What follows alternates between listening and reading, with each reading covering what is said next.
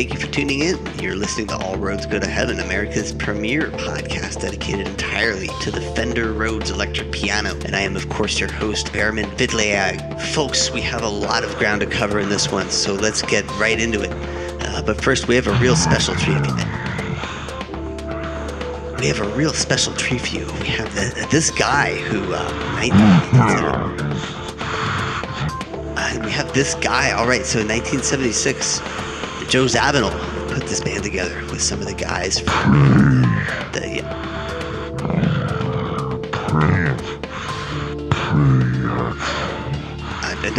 I'm getting to it.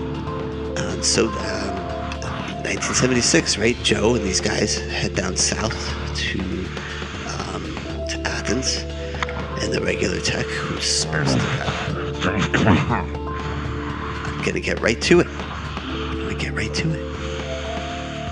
And you know, you were there. You were right there, and we're gonna hear all about that. You know, it's a real honor.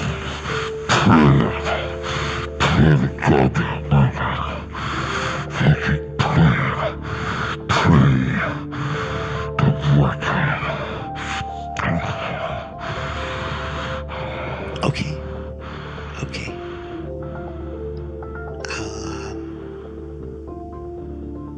I'll play the record. Folks, we have, we can do this. But, first, I'm gonna have to talk to you about these mattresses.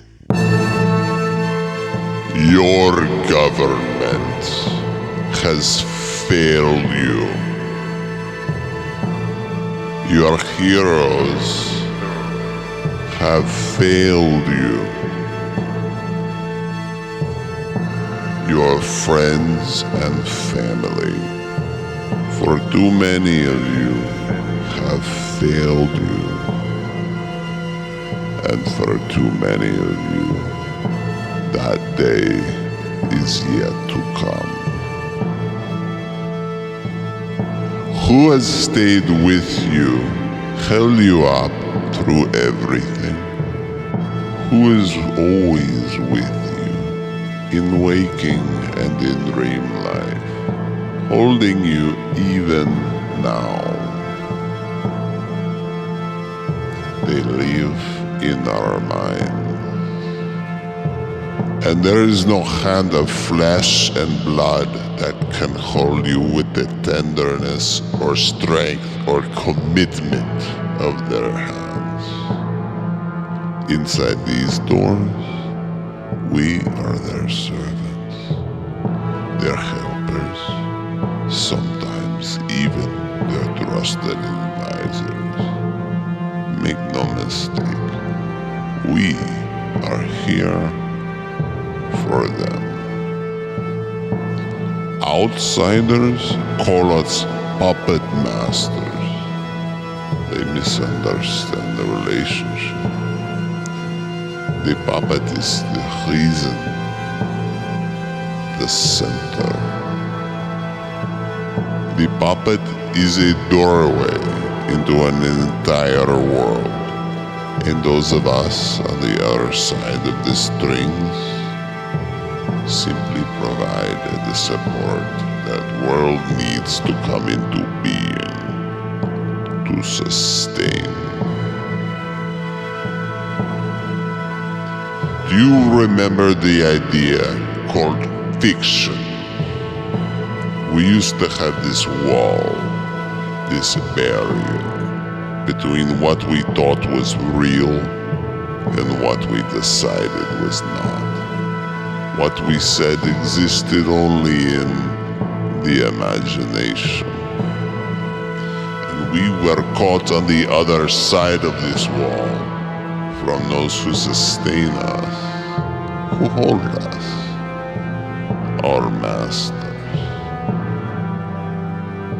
You may seek solace in one of our temples from one of those that we serve.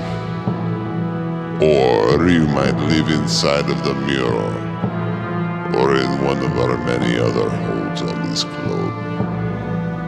your debt, though it may feel like a great weight, is a gift not only to us, but to you. All those who do the work of this house earn its benefits. In health, yes. In arms, yes. But also in love. Unconditional love. And in flow. The flow of pure source. A flow which has powered this house since well before the age of awareness. So, the time has come. Before you set out on the road of your labors for this house, listen, look down. Once, there was a delicate painting on the inside of an eggshell, explaining the whole story, and you have a piece of it in your palm. Go on. Look closer.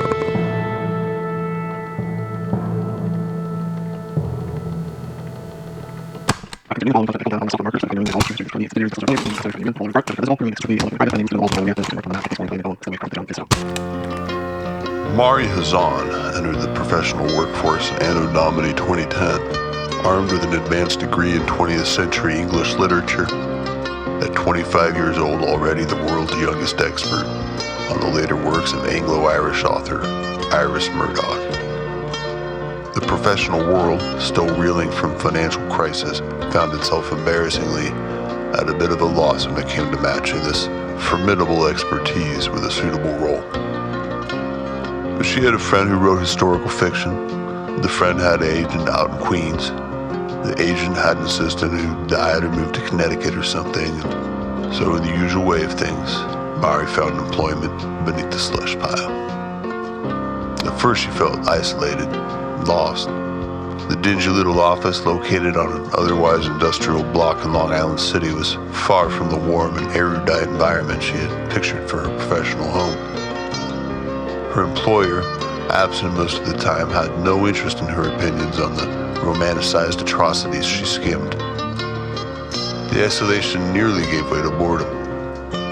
But, in addition to her knowledge of the Murdochian, Mari was also possessed of an incisive wit, a growing presence on the early social media platforms of the time, and, thanks to the slush pile, a tremendous amount of raw comedic material.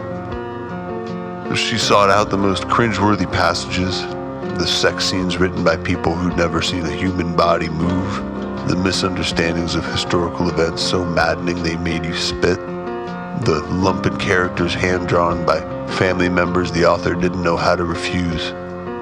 She collected, she curated, she posted it all online with her own cutting commentary. She very quickly became popular, and she was very quickly fired. But her skills and influence had not gone unnoticed. Before long, she was employed far more gainfully at a different kind of agency. She found herself coming back to work with an energy she'd never felt before. Sure, part of it was exchanging the cramped, train-rattled old office in Queens for the wide-open, brightly lit Idea Lab in downtown Brooklyn, the experimental offshoot of a Madison Avenue elder, kept on a long and loose leash. But there was more than that. She found herself falling in love with the art of taking a hugely complex idea or feeling and cutting it down to a handful of words that would stick in your mind like a fishhook. It was in many ways the opposite of the kinds of writing to which she had dedicated her life. She had always been attracted, she thought, to building vast palaces of ideas. In her work on Murdoch, she had described storm systems of emotion, mapped out entire climates of repressed familial tension. With her new work, the beauty lay in the efficiency, the focus. It was like cutting tiny jewels. As much as she loved writing copy, Mari was even better at the strategic side of the business. When were audiences active? How did the algorithms change? What kind of content resonated deep in that reptile brain of the target? Mari saw the patterns faster than anyone. She stayed on top of it all. She was set to rise through the ranks, appointed lead social strategist within 2 months of her hire, a director the year after that, eyes already set on a VP spot. Then, their masters over on Madison Avenue ran into a spot of trouble, and the agency was sold to the company. That's right, us. Now I know what you're thinking. We probably told those agency folk, you want to keep your jobs, you'll be scattered from Lake Buena Vista to Burbank. Well, that's right. Our old friend Mari, she got the better part of the deal. Shortly before the acquisition, the company had a few rough moments when actors, musicians, writers, and so on began putting their own actual thoughts and opinions directly out into the world on public platforms without any kind of legal review or audience testing, let alone wider strategic consideration. Damage control was done, contracts were modified, and now that they had Mari and her team, the company required that everything go through her. She was moved out to Southern California where she could work with these temperamental personalities in their own environs. At first they felt stifled, but the talent quickly realized that Mari, rather than censoring them, had a way of saying what they were thinking, finding the tiny jewel of an idea at the center of a big bunch of words in their heads. It was almost like she could see an idea in you before you even said anything, just pull it right out. Before long, she earned their trust. Soon after that, one by one, their direct input faded away, and Mari was representing them on her own. Fast as she was, she didn't have time for all that. She mined her old publishing network for underpaid and underappreciated writers. She sorted through the rising chaos of the online world for seasoned internet warriors. Put together a team that was responsible for authoring the public opinions, anecdotes, snatches of daily life and media consumption habits of everyone from movie stars and celebrity chefs to football commentators and cruise ship captains. A department buried within another department, its existence was not listed on any public site. The outward-facing resumes of its members simply mentioned digital marketing in vague terms. Anyone foolish enough to leave the department was bound to silence by the company's notoriously brutal NDAs. But departures were rare. Mari inspired a confidence and devotion in her team that was rare even in an environment often called cult-like by ignorant outsiders. And not just in her own team. Her reputation grew throughout the company, and though she was never publicly acknowledged, the title of Secret Queen was sometimes heard in hallways, seen in group texts. Old Obos had met Mari while working as a media buyer at the Idea Lab. Working together closely, in the early days, Ol had once successfully feigned a long-time interest in Iris Murdoch, in spite of only just learning of her existence during that conversation, using only tiny bits of information captured from stolen glances at their phone. Intimidated and impressed by this brazen toxicity, Mari kept Ol close as she moved up at the company, and by the time they moved out to California, Ol was a core gray eminence in their own right. But they were not content to stay behind the scenes. While Mari and the rest of the team focused more on strategy, long-term thinking, sculpting the culture, outworking vast palaces once more, Ol never lost that love of the front line. When controversy arose, and in those days it arose daily, Ol was there to dive right in with a cutting remark from the mouth of a teen heartthrob, a poignant observation from a star athlete, a self-flagellating non-apology from a film director. It was a time of many public scandals, real and manufactured. Mari's department soon grew in power, due not only to her formidable strategizing, but her team's staggering collection of what was called in those days compromat. Sometime in the early 20s, part of that team was working out of the satellite office up in San Francisco for a week, working on some security project with a tech firm. Mari didn't have time to notice the young delivery driver who stopped by the office every afternoon, but Ole sure did. That delivery driver may not have been her name at the time, but that driver came up to be everybody's favorite communist general, Mia Marisol. History's funny that way sometimes. Mari's team spent the first half of that decade waging a quiet but aggressive war of territory with the company's traditional publicity department, taking control of authorship not only of the talent's public voices but those of the executive tier.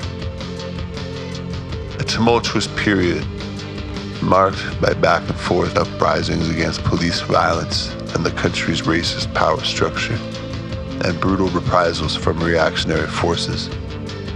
The company was forced to abandon its apparent neutrality.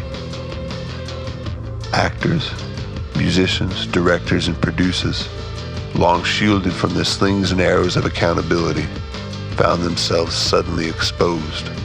As divisions grew in the country and throughout the world, they also grew within the company. By the 30s, the political situation had become untenable, both in terms of the country and its government and in the overall culture of the online spaces in which Mari's team operated. The institutions of what had been the United States were failing, or already gone. But rather than disappear or fall apart, the infrastructure changed hands. Corporations, individuals, and the odd collectivist organizations stepped in, first with stopgap solutions, then with more permanence. Our company, of course, was already a leader in this regard in many respects. Already had been in the decades leading up to this transitioning period. There's a lot of talk about spells these days. But that transition felt almost like a spell wearing off. In the old arrangement, you'd work the fields for your local lord, maybe die in battle. In exchange, the lord, plus the collective force of everyone else indebted to that lord, would protect you and your family from the bandits and wolves.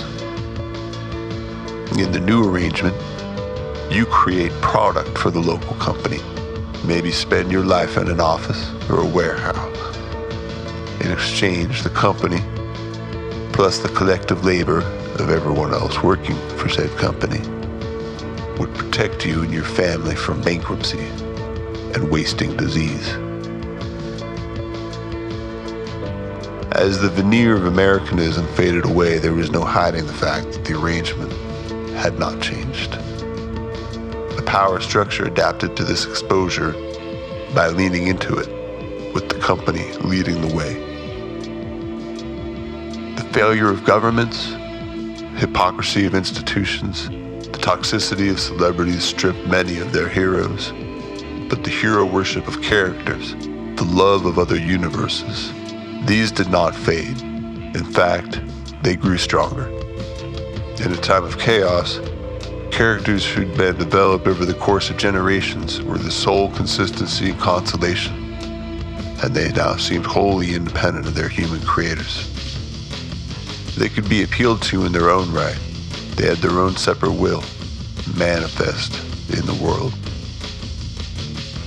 Few people understood this better than those on Mari's team, who'd been tracking the development of fandom culture for decades, not only tracking but infiltrating, guiding it along, as deity after deity was born out of the skull of one artist and then came alive at the fingertips of 1,000 others, drawn and written over and over again in situations and relationships their so-called creator never could have predicted.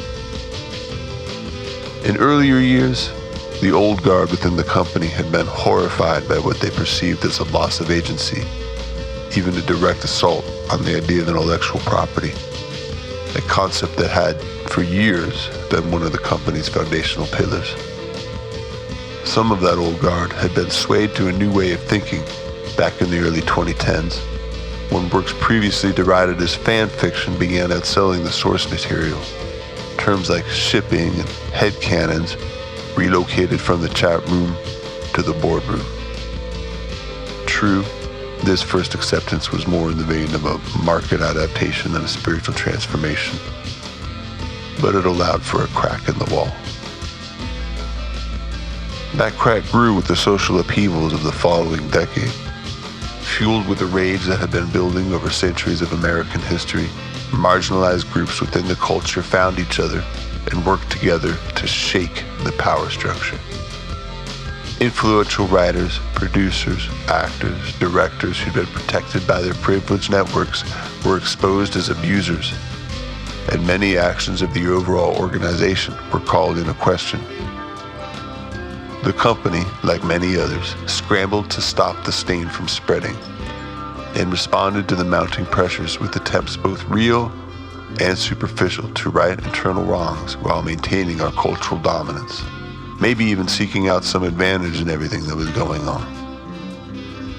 It quickly became apparent that those who called out authors of characters as toxic, in many cases, still remained attached to the characters themselves and the worlds they lived in. This was the beginning of the idea of ownership of these worlds really slipping away. By the 2030s, there was a different understanding. Mari herself, as with everyone else on the team, had grown up in a world populated by characters who were real, living and breathing personalities. In a professional capacity, it increasingly made more sense to function as a liaison, guide, confessor, dramaturg, and hierophant.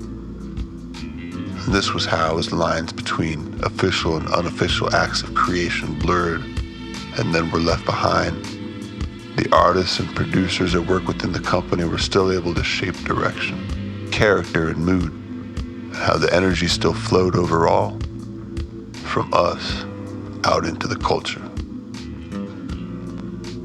By the 40s, the dream of greater nationalism all but gone, a vast and diverse array of intentional communities were beginning to appear across the continent, on and offline. The company's never truly been an originator, an innovator. While the superficial trappings of Western European medieval kingdoms had long been part of the company's brand and aesthetic, we were certainly not the first to bring all that back. By that point, there were fortified strip malls in the outer suburbs forming vassal-like chains of protection and representing themselves with crests. The title of La Reina was already in use by the community that had gathered around the source of Sultan. The term desert kingdoms had been in common parlance for most of that decade, in reference to the closed domains of billionaires with private armies, the independent self-defended indigenous territories, and the experimental communes that now dotted the Colorado desert. There were a lot of places the idea could have come from, but it was Mari who perfected it. The idea of royalty, or even nobility, had never had a place in her life. Her family had lived for generations in the margins, in Yemen and in Russia where she was told they had originated, in Mexico where her parents and grandparents had come from, in their early days in the U.S. In all of those countries they felt surrounded, submerged in the culture of others. But as Mari's team grew in power within the company, so did their influence on the cultures outside, if indirectly. Even as those cultures diverged, the people who'd been Americans drifted further apart. But many of their heroes and villains and the worlds they lived in remained in common, as they did all over the world. And it was now Mari and Ol, and those who worked with them and shaped these worlds and guided audiences into them. Mari herself had no desire to be a figurehead, to be exposed to the public. But it was clear that the company needed a new voice, a central voice, to to exert dominion over all those who partook of the culture that stemmed from their ink and their flow. Rather than the personal ambitions of a monarch or the quest for glory of a nation, the shaping of this great realm and its royal line began with careful analysis, brainstorming, theorizing, collaborative storytelling, iterative development, user stories, ruthless editing, all underscored by an expertise in character creation and audience retention gained by over a century of media domination. Around this time, the city of Glendale, still technically part of the Republic of California, had repossessed a large shopping mall and sold it to the company. Called the Galleria, Mari chose it as a new headquarters for her team, and then set about hiring architects. It's true that some inspiration for the structure may have come from the so-called walled cities that had begun to emerge, built around outlet malls and church compounds in the outer suburbs and the Central Valley, or from the crudely fortified apartment blocks taken over and defended by groups of tenants scattered throughout Los Angeles and most other cities of that period. But the Galleria was no hodgepodge of cargo containers and truck parts. Keeping within the company's tradition, the new exterior structure wrapped around and on top of the mall took its chief design direction from the 19th century Schloss Neuschwanstein, Bavarian King Ludwig II. And it was very nearly the same size. And thus, November of 2045, Glenda of Glendale, Light of the Galleria, first of the name, was born unto this world. I understand that even then, this is all meant to be a fiction, a framework, almost a game. It was a chaotic time, had been for decades. People find comfort in old symbols, familiar patterns. No one knew that more than us. But even so, maybe we didn't all anticipate the extent of it. Folks began streaming to the Galleria from all over the world, declaring themselves subjects of a realm that did not exist. Not quite yet. The division of labor within the team was still in place, and it was this perhaps that led to the dark time that followed. Mario was content to remain out of the weeds, the strategist planning out the long-term game. Old Dobos, who remained a specialist in crafting and voicing personae and worlds, was responsible for creating the daily life of this monarch, the interactions with subjects, and increasingly, with other leaders. In addition to the walled cities that dotted the valleys and suburbs, other organizations had quickly followed the company's example. Subjects of the Kaiser received free high-quality health care for their service and devotion to their crown. A so-called baron of the San Joaquin Valley had acquired book and media chains up and down the coast. The knave plied fealty with pizza and improved road infrastructure. While our own monarch had a complex fictional persona woven by his staff, carefully planned months in advance, many of these others were just people. All sold out, of course, and well. So, we had the succession and everything that came after. So now you know. I hope I don't need to stress how very private all this is. I don't want you to think about all this as though you're bound to secrecy by some agreement you made with us. It's not like that. It's better if you think about this as something personal, a family issue, and one that you don't talk about outside the family. But more than that, it's important that you remember what's holding people together out there. It's not you and it's not me. It's the art that we make together, the living beings, and the living worlds we put out there. The less they see of us, the better. As a weaver, it's your job to keep the spell going. It's a spell that sustains so many you will never see or know. It's probably been a long day. You've already watched 6 or 7 videos, most of them gibberish. You've toured your facility, picked up your badge, sat down with the most boring person in HR, and now you're eager to meet your team, get out there, get to work, and believe me, I get it. And we wanted you to know there's real people behind all this. Real work. Layers and layers of it. There's a lot of talk out there about spells these days. We've been in that business a little longer than most. We've been open about it a little longer than most. The hard walls and floor of reality have gone all squishy. You can trip and fall right out of your world and into another. If you're gonna do this job, you have to float. You need stability. That's why we chose you, and rest assured, we know you're up for this. You are gonna make mistakes, and you're afraid of the consequences of those mistakes. These are both good things. We're all gonna learn from what happens to you and how you handle it. But I think you'll be surprised how quickly those who thrive on our source and flow not only forgive you, but leap to your defense, even against us. This is the kind of clarity and honesty with which we speak internally to and about each other. And this is the opposite of how you should exist and communicate in the lives of outsiders, even those closest to you. As you climb that ladder of entry,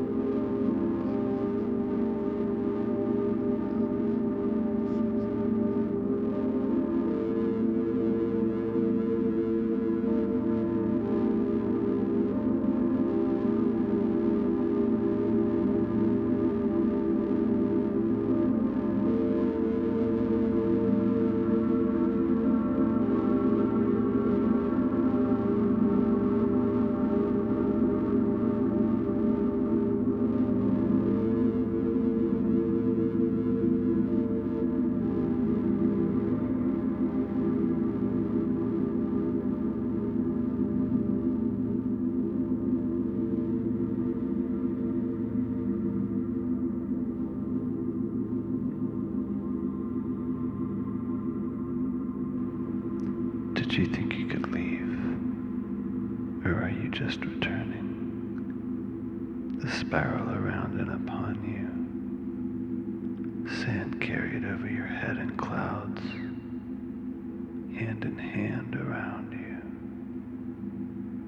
Grain after grain. Dust, ash, germs, flies, pebbles. A wreath of particulate, and the circle below, and the circle below, the earth and its shade, wheels that rise and burn.